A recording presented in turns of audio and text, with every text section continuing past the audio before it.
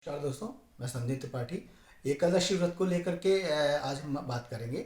आप सभी जानते हैं कि हमारे यहाँ सभी लोग बहुत सारे व्रत और त्यौहार करते हैं और व्रत का अपने आप में शारीरिक प्रभाव तो है ही है। शारीरिक शुद्धि के हिसाब से आध्यात्मिक प्रभाव भी होता है। कुछ लोग कहते हैं एकादशी व्रत करने से पाप हमारे कम होते हैं, हमारे पाप खत्म होते हैं, इसलिए क्या आता है। लेकिन इन सभी के साथ में वैज्ञानिक दृष्टिकोण की अगर हम बात करें तो बहुत बड़ा इसके अंदर रहस्य छिपा हुआ है। एकादशी व्रत जो होता है हमारी पूर्णिमा और अमावस्या से पहले 4 दिन पहले हमारे यहाँ हम लोग करते हैं। और हमेशा कृष्ण पक्ष और शुक्ल पक्ष दोनों पक्षों की जो एकादशी होती है उसको मनाने के लिए शास्त्रों में विधान दिया गया हुआ है।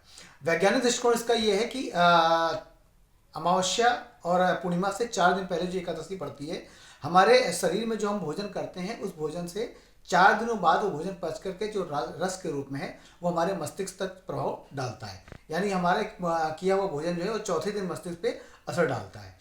और पूर्णिमा और अमावस्या की तिथियों में चंद्रमा हमारे मन का कारक होता है, तो मन के मस्तिष्क का जो प्रभाव होता है और मन पर जो प्रभाव होता है, जैसे चिंता है, उद्योग है, परेशानी होती है और चिड़चिड़ापन लोगों को आता है, झुंझलाहट होती है, इस तरह जितनी मानसिक बीमारियां होती हैं वो सब चंद्रमा के कारण, जैसे समुद्र में हमारा होता है ज्वार भाटा होता है, वैसे शरीर का 70% भाग हमारा पानी है, तो हमारा शरीर भी उनसे चंद्रमा की गति से प्रभावित होता है। अमावस्या और पूर्णिमा, यदि हम 4 दिन पहले एकादशी व्रत रहते हैं तो चौथे दिन यानी जो हमारा रस बन करके मस्तिष्क तक पहुंचेगा, तो अगर हमने सात्विक भोजन किया हुआ है एकादशी के व्रत के दिन तो वो प्रभाव हमारे जाकर के मस्तिष्क में चौथे दिन पड़ेगा, यानी पूर्णिमा और अमावस्या पड़ेगा। और हमारे मस्तिष्क में जो उद्वेग होना चालू हो जाता है, जो चिंता होना चालू होती है, जो परेशानियां होती हैं, वो हमारी शांत रहेंगी। तो मानसिक रूप से जो भी विकार होंगे वो हमारे, शारीरिक शुद्धि तो आपकी एकादशी व्रत से हो गई, और मानसिक शुद्धि के लिए या मानसिक शांति के लिए जो 4 दिन बाद आपका मस्तिष्क में दिक्कत आने वाली है वो हम 4 दिन पहले से तैयारी करते हैं एकादशी व्रत के द्वारा। और हमारे शरीर का 70% भाग है, इसलिए प्रभाव उसमें पड़ता ही पड़ता है। एकादशी व्रत के लिए भी ये कहा जाता है कि 36 घंटे कम से कम हमें जो है इसका व्रत रहना होता है।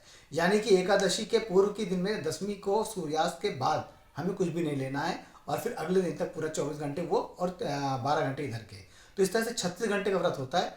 इन 36 घंटे के जो व्रत हम करते हैं तो हमारे डीएनए की जो कोडिंग होती है, जिनमें निगेटिव हमारे डीएनए होते हैं, उनकी कोडिंग का जो प्रभाव होता है उससे हमारे नकारात्मक जो डीएनए होते हैं वो हमारे समाप्त होते हैं। और ये भी क्रम है कि 15 दिन में अगर एक बार आपने ये व्रत किया, 15 दिन के अंतर पे अगर हम 36 दिन का व्रत करते हैं, यानी 36 घंटे का व्रत करते हैं, तो हमारे डीएनए के जो नकारात्मक प्रभाव होते हैं, डीएनए की कोडिंग के जो विघटन होता है वो उसकी गति होती है वो रुक जाती है।